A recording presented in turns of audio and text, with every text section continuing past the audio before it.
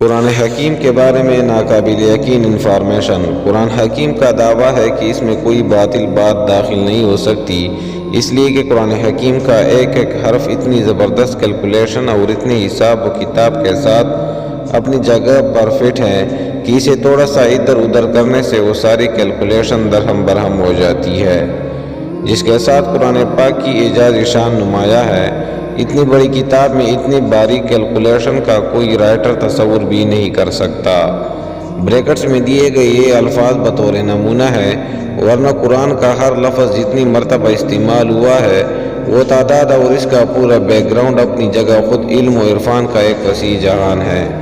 دنیا کا لفظ اگر 115 مرتبہ استعمال ہوا ہے تو اس کے مقابل آخرت کا لفظ بھی 115 مرتبہ استعمال ہوا ہے۔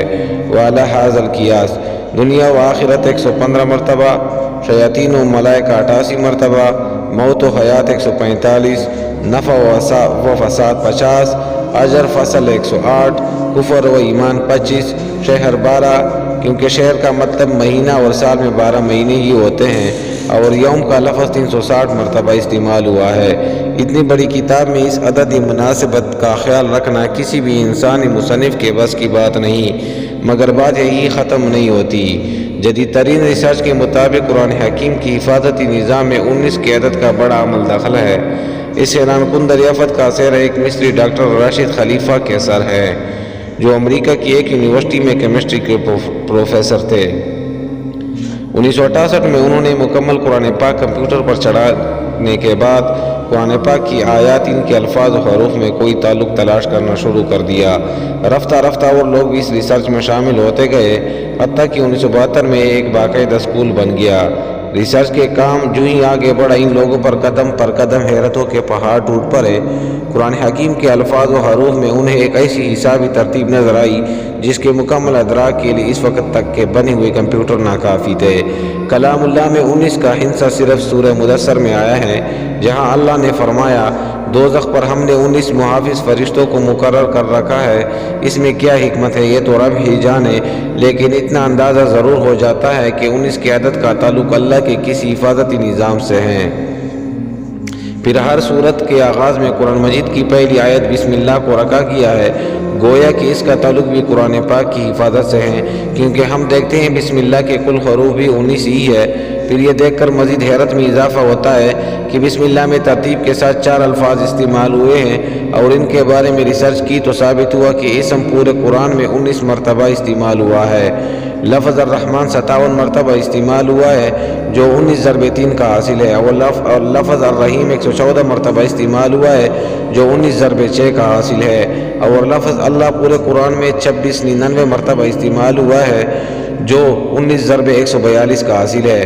لیکن یہاں بقیہ ایک ہی رہتا ہے، جس کا صاف مطلب ہے کہ اللہ کی ذات پاک کسی حساب کے تابع نہیں، وہ یکتا ہے۔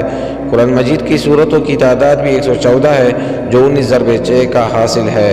سورہ توبہ کے آغاز میں بسم اللہ نازل نہیں ہوئی، لیکن سورہ نمل آیت نمبر 30 میں مکمل بسم اللہ نازل کر کے 19 کے فارمولے کی تصدیق کر دی۔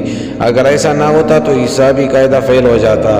اب آئے حضور علیہ السلام پر اترنے والی پہلے وحی کی طرف۔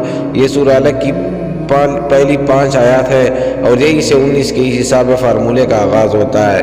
ان 5 آیات کے کل الفاظ 19 ہے، اور ان 19 الفاظ کے کل حروف 76 ہے، جو ٹھیک 19 ضرب 4 کا حاصل ہے۔ لیکن بات یہی ختم نہیں ہوتی۔ جب سورہ الگ کے کل حروف کی گنتی کی گئی تو عقل تو ورطہ حیرت میں ڈوب گئی کہ اس کے کل حروف 304 ہے، جو 19 ضرب 4 ضرب 4 کا حاصل ہے۔ اور سامعین کرام، عقل یہ دیکھ کر حیرت کی انتہا تا گہریوں میں مزید ڈوب جاتی ہے کہ قرآن پاک کی موجودہ ترتیب کے مطابق سورہ الگ قرآن پاک کی 96 نمبر سورت ہے۔ اب اگر قرآن کی آخری سورت والناس کی طرف سے گنتی کرے تو آخر کی طرف سے سورہ الگ کا 19 نمبر بنتا ہے، اور اگر قرآن کی ابتدا سے دیکھے تو اس 96 نمبر سورت سے پہلے 95 سورتیں ہیں، جو ٹھیک 19 ضرب 5 کا حاصل ہے، جس سے یہ بھی ثابت ہو جاتا ہے کہ سورتوں کے آگے پیچھے کی ترتیب بھی انسانی نہیں، بلکہ اللہ تعالیٰ کی حسابی انتظام کا ہی ایک حصہ ہے۔ قرآن پاک کی سب سے آخر میں نازل ہونے والی سورہ نصر ہے۔ یہ سن کر آپ پر پھر ایک مرتبہ خوشگوار حیرت طاری ہوگی کہ اللہ پاک نے یہاں بھی 19 کا نظام برقرار رکھا ہے۔ پہلی وحی کی طرح آخری وہی سورہ نصر ٹھیک 19 الفاظ پر مشتمل ہے۔ یوں کلام اللہ کی پہلی اور آخری صورت ایک ہی حسابی قاعدہ سے نازل ہوئی۔ سورہ فاتحہ کے بعد قرآن حکیم کی پہلی صورت سورہ بقرہ کی کل آیات 286 ہے۔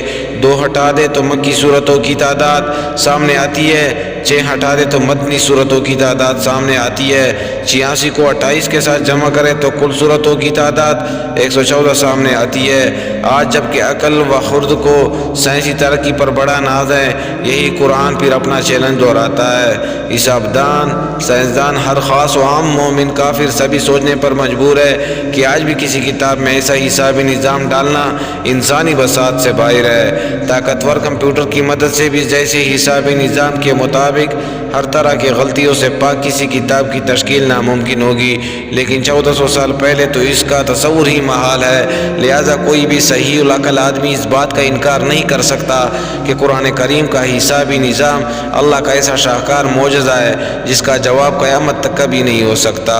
اور قرآن میں اللہ تعالیٰ ایک جگہ فرماتے ہیں کہ پوچھ لو گنتی کرنے والوں سے، القرآن